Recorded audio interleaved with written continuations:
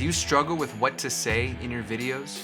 Do you do any kind of planning or outlining or scripting, or do you just wing it? Whatever your style and whatever your experience, there's definitely a healthy balance in the middle between scripting and outlining and winging it to help you create engaging videos and videos that don't take quite so long for you to film and edit. Some people do zero planning and just wing it, hoping that by the end of all their rambling, they have enough stuff to string together to make a video. Now this can work. You can create a nice conversational tone and a video that feels more natural and fluid, but it can also be an editing nightmare and result in a really crappy video. I know some others who do elaborate planning and scripting even word for word what they want to say, and some even use a teleprompter. This can be a great approach, but it can also lead to really boring and lifeless videos if you don't know how to read a teleprompter without sounding like you're reading, and it's harder than it sounds. So what's the best approach? It depends on a few factors. So stick with me and I'll offer some advice and help find the best approach for you. Hi friend, I'm Magnuson and I help entrepreneurs and business owners like you create videos and use those videos to grow your business. If you're new here, consider subscribing so you won't miss any of my future videos. I want to talk about what our options are. So let's just throw completely winging it out, okay? That's just not a good option ever for making a video.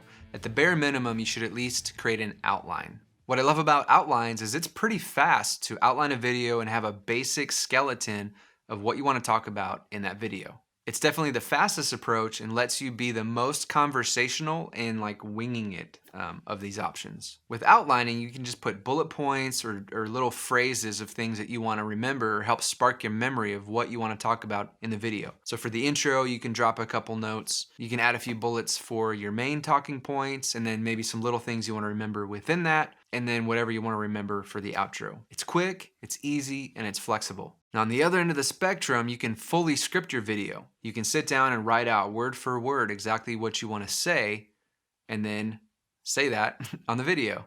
If you're new to making videos, it can be pretty awkward and intimidating to speak to a camera, which makes no sense. You're just talking to this piece of glass and electronics.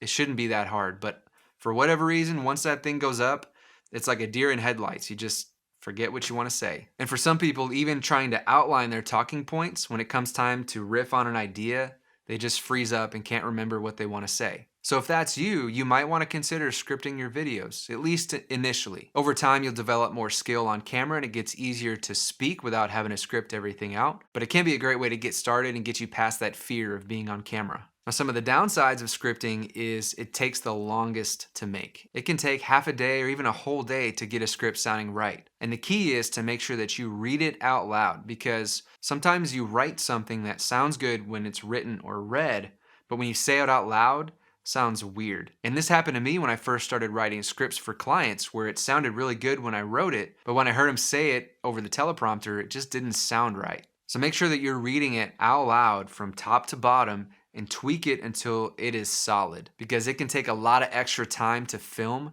when you have to stop recording and change the script over and over and over. My preferred approach is a combination of the two. So I like to include as much detail or examples as I need in the outline, and then for the intro and the outro, I like to script those pretty much word for word or pretty close, because I want to be real specific with what I say in the intro to try to hook people's attention and make sure that they know what this video is for. And then in the outro, some kind of call to action. Let's talk about some specific things to do in your script or your outline. Even if you're gonna do a script, I like to start with an outline and then flesh it out from there. And yes, it's flesh and not flush. You don't flush your ideas. Where do they go? You flush them like down the toilet? That doesn't make sense.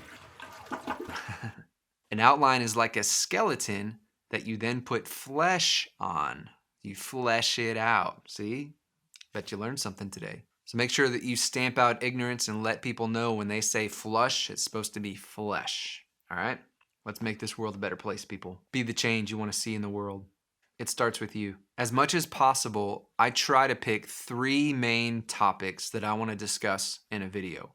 It's hard for us to remember more than 3. If you think about sermons that you've heard or important speeches or even books, a lot of times you'll find that there are 3 overarching themes because it's A little hard to remember more than 3, and less than 3 makes it feel like there's not enough substance. So it's okay if you have more or less, but try to hit 3. Then within each main point, you can dive down and have 3 points within those if you want. Now you don't have to stick to 3s in every single layer, but it can be helpful to chunk your ideas in 3s. If you're doing only outlining and no scripting, make sure you add some ideas for your intro, add some ideas for your outro, and then you're done. If you're doing the hybrid approach, once you've got those main bullet points all fleshed out, then you're gonna wanna go to the intro and the outro and script out what you wanna say. And then if you're scripting everything, then you can start fleshing everything out completely into a full-blown script. Again, I wanna reiterate, in the intro, make sure you have some kind of hook or something that catches people's attention and lets them know what the video is about.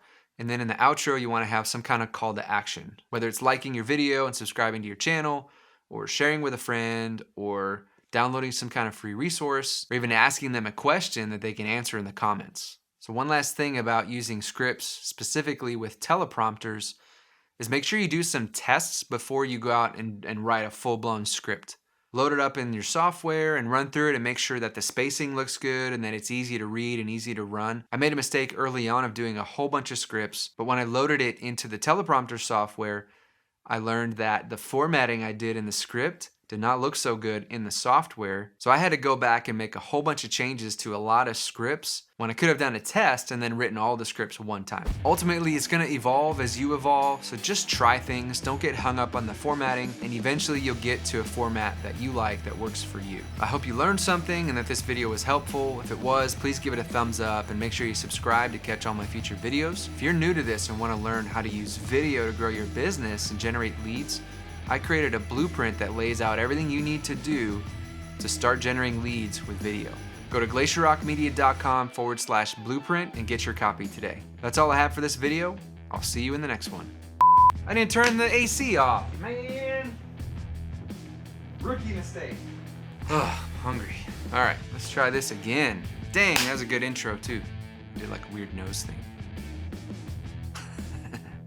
Like an Elvis lip. Huh. Stick with me till the end. That doesn't sound like Elvis at all. Now on the opposite spectrum, that's weird. But I often find once I start working on the guts and set it up on a tripod and tripod. What's a tripod? 3 iPads? I don't know.